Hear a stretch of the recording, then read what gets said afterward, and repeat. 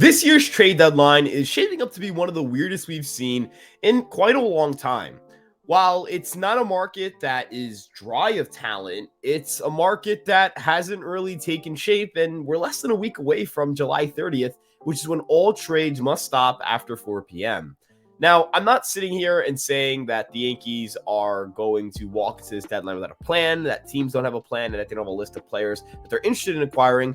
I am saying that it's a bit unclear who will be selling and who will be looking to even buy in the first place.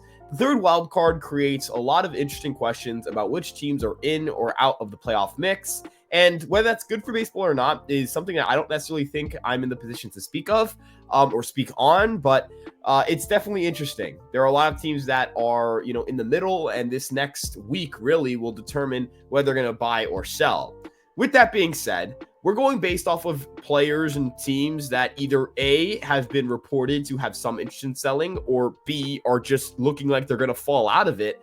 And we're going to get through what I think should be an ideal deadline for the Yankees. Now, before we get into everything, make sure you guys like, comment, subscribe, and turn on the notification bell. Over 50% of our viewers are not subscribed, so make sure you guys click that button if you guys enjoy these videos. I'm assuming if you're watching, you're liking what we do, so we greatly appreciate the support. With that being said, we're going to get through this deadline, and then I want you guys to give me a letter grade in the comment section below and explain your reason why you gave that grade. But without further ado, let's get into today's video.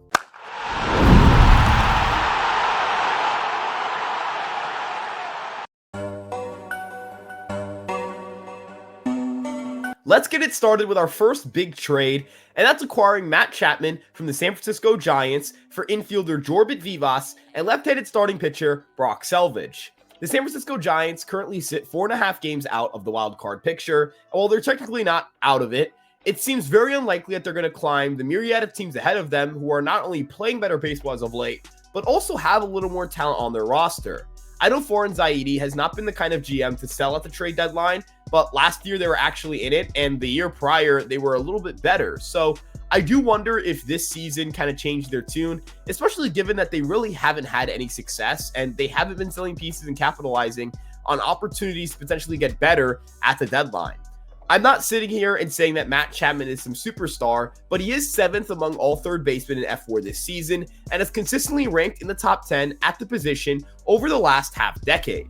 Matt Chapman has a 111 WRC plus in the season with 14 home runs and 7 defensive runs saved at the hot corner, being an excellent defensive third baseman with the offensive skill set to really help this team. Furthermore, we know that Matt Chapman is an excellent athlete, and it's not just because of his defense, but it's also because of the fact that he ranks in the 80th percentile in sprint speed and has plus 2.4 base running runs. He provides value all around the baseball diamond, and I think that's an important piece to have to a team that's slow, needs some offense, and of course, could use the help defensively at third base as well.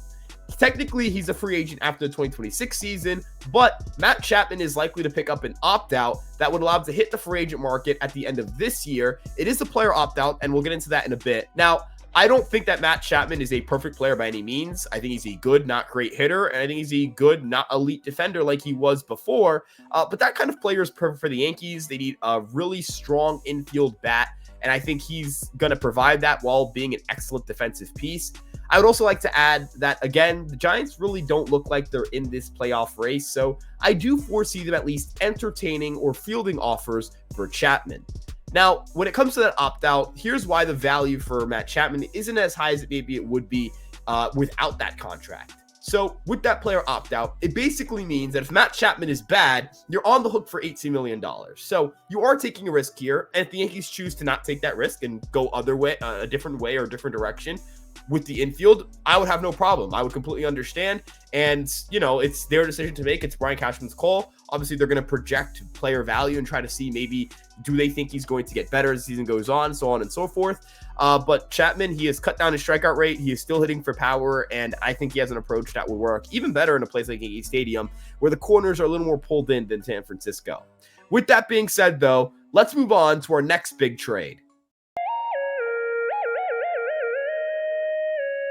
Up next, we're going to make a bit of an obscure trade, and that's trading for Carlos Santana. Now, why would the Minnesota Twins, who are currently in a playoff spot and only one game back from the Yankees in a loss column, look to trade somebody as productive as Santana during the deadline?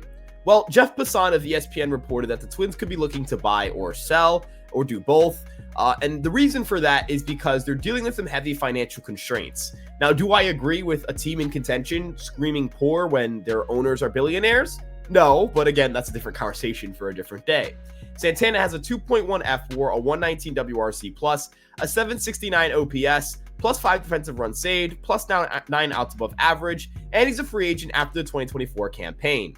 Now, I'm not offering prospects for Carlos Santana. We're going to give the Minnesota Twins something that they need, and that's starting pitching. Nestor Cortes is under control for this season and for next season, and seeing that he would cost less than Carlos Santana and the Twins would be shedding payroll to make this trade, I think this could really interest Minnesota. They have some interest in left-hander Yusei Kikuchi, who's not only more expensive and has a worse ERA, but also doesn't have that extra year of control for the 2025 season. Now, I understand that Santana and Cortes are completely different players and both on-pennant contenders, but I do think this trade is mutually beneficial. From the Yankees standpoint, they get an extra infielder and a middle-of-the-order bat without having to part ways with more prospects and deplete a farm system that has really taken a hit over this past winter after a trade for Juan Soto, and of course, the fact that these guys haven't really been performing at a high level, especially their top guys. So I think this really helps the Yankees. I really do like Ben Rice. I think Ben Rice has the makings of a good hitter, but I also understand going out and getting a more proven option, especially on the defensive side of the ball, where the Yankees have a good chunk of ground ball pitchers who would benefit from having Santana at first and Chapman at third to protect them at the corners.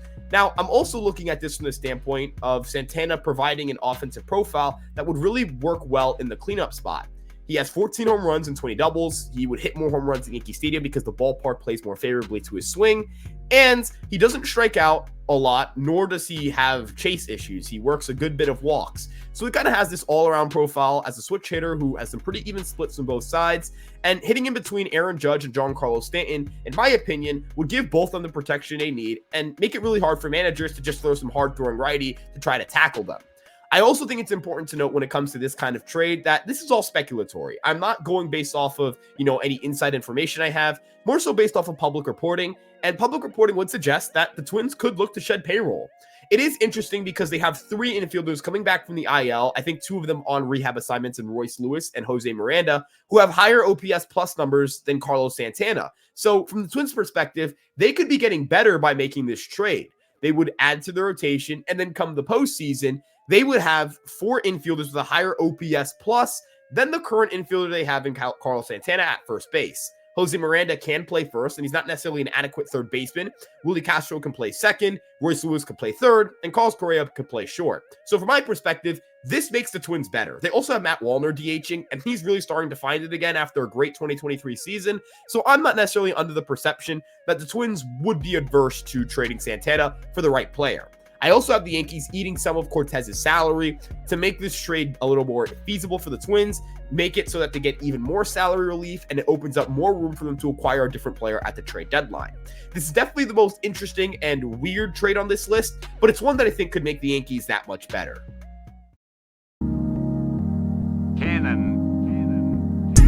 Now for this next trade, we're going to replenish what we lost in the rotation by trading Cortes, and that's by landing Jack Flaherty of the Detroit Tigers. This season, Jack Flaherty has a 2.5 F4, a 2.95 ERA, a 3.09 FIP, a 27.5% strikeout to walk percentage, and a 104 pitching plus. Pitching plus is a metric that takes into account your stuff and your location, and 100 is average, and the spread isn't very large, so 104 is really good. He's a free agent following the 2024 season, meaning he is a true rental in the same way that Carlos Santana is. With that being said, Flaherty is one of the top starters that are going to get moved on this market. And make no mistake, Jack Flaherty will 100% get traded. So I feel pretty confident in saying he's getting moved. I'm not saying he's going to be a Yankee, but he is going to get moved. He's somebody that I think would fit perfectly for the Yankees. He misses a ton of bats and has a great trio of pitches with his four-seamer, slider, and curveball that allows him to punch out lefties and righties at a high clip. Looking at what the Yankees would trade in this situation, I have right-handed starter Will Warren and shortstops Roderick Arias and Benjamin Cowles heading to Detroit for Jack Flaherty. From a Yankee fan perspective, it seems like a steep price dealing Roderick Arias, who is one of the more hype prospects in the organization, But when we take a step back and look at what he's done, he's never really run low strikeout rates. His zone contact rates are extremely alarming. And I think that other teams are going to value him more as like the 10th best prospect or maybe the 15th best prospect in the Yankee organization. Not necessarily a top 5, 4, 3 prospect, like the kind of guy that you would hang on to. He's not close to an untouchable for me, and I think most prospect evaluators would give you that same pedigree or that same grade of this guy is clearly not as good as the hype was. And look, I understand that he is an exciting player and there's room for him to grow. He's actually improved the strikeout rate in recent months, but I still think it's important to note that I'm willing to trade him for Jack Flaherty and more on top of that. I think the Tigers could get more for Flaherty if they really wanted to. So I'm not sitting here and saying that's the exact kind of deal that the Tigers should take, but I did try to get close to what I think will be the roughly the value that they get for him. It's two guys who I consider top 10 prospects in Warren and Arias in the organization, and a guy who has climbed into the top 30 in Benjamin Cowles. Benjamin Cowles is somebody who doesn't really have a massive name in the organization, but he has a 139 WRC plus in AA with the Somerset Patriots after making big time adjustments in the offseason to fix his zone contact rates while still hitting for a decent amount of pop. He has a really strong base running profile as well, and considering he's played shortstop all year, he is a pretty good athlete. I wonder if he sticks at shortstop, because if he does, then we could be talking about a pretty valuable trade chip considering that he's Rule 5 eligible. I think the Tigers should view him as a near MLB ready piece. And overall, this trade kind of fills some of the things they need. They get a pretty notable prospect with some upside in Arias. Warren could be a major league starter for them. I know his ERA has been rough, but it's kind of just because of 1 month in May where he got the crap beaten out of him. And then, again, in Cowles, like he's a near MLB ready piece. With that being said, let's move on to our final trade of this video. So we're recording this one past midnight because Mike Hazen and the Arizona Diamondbacks traded for AJ Puk not even 12 hours before this video was going to drop. So I have to re-record this portion to target another reliever. And I think Tanner Scott makes a ton of sense as the replacement for AJ Puk in a trade conversation. Tanner Scott's also left-handed. He's really good. And while he's a rental, and I would prefer to get somebody with years of control, I have no problem just going out and getting rentals at the deadline if it makes this team that much better. For this trade, I have the Yankees trading away Jared Serna, Rafael Flores, Yoendrys Gomez, and Brian Sanchez. So that's an infielder, a catcher, a pitcher, and an outfielder. Sanchez is the farthest away in the FCL. Gomez is a right-handed pitcher. He is both a starter and reliever, but he definitely projects more as a reliever because of his injury history. Rafael Flores, the catcher, he has some pretty good power. He's starting to hit a little bit at AA. I'm pretty excited about what he could become at the major league level if the defense holds up. And then Jared Serna is a very interesting infield prospect. His power and his contact tools have both improved, but the results haven't been dramatically better in high A compared to what he was in single A last year. I think he's the kind of guy that under the right player development system could continue to blossom. He is Rule 5 eligible though, so the Marlins might have to roster him, but they're a bad team. They can probably roster a guy who's going to be in AA next year.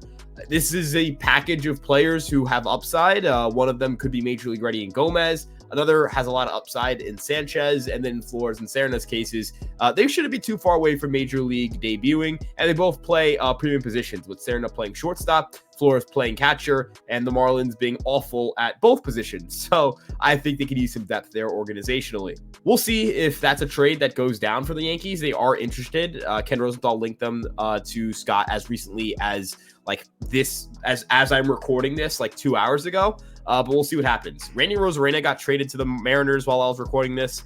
I mean, there is a lot of trade action going down. So we'll see if this even ends up being the final cut of this video or if I have to edit it again. With that being said, let's get into the final thoughts on this roster and deadline plan.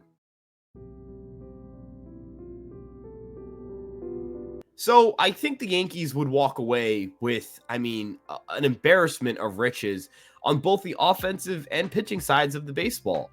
Santana and Chapman are both good hitters, and both of them are excellent defensive players, which is extremely valuable considering that at the corners, you want to have great defense. You already have a strong defensive shortstop in Anthony Volpe. You're strong behind the dish with a guy like Austin Wells. And as you start bringing up some younger talent, maybe that's Jason Dominguez to play center field or left field, your outfield gets better as well. Looking at the pitching staff, and I mean, look, the rotation would be really good. You have Cole, Heel, Flaherty, Schmidt as your 1 through 4. Rodon or Stroman ends up being your 5. This gives a way for you to have Heel, spend some time maybe on the Phantom IL. I don't really know.